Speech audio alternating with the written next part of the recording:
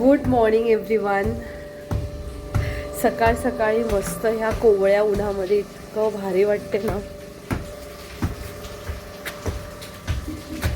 दिवसाची सुरुवात खूप मस्त होते.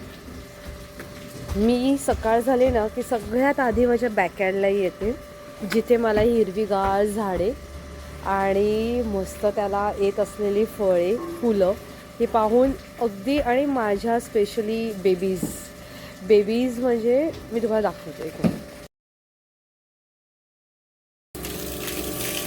ह्यांना बघून मला इतकं भारी वाटते. खूप मस्त सुंदर सुंदर कलर्स ह्याला आलेले आहेत. मला शहरात जायला कितीही वेळ लागला ना तरी चालेल, पण माझं गाव काय मी सोडणार नाही.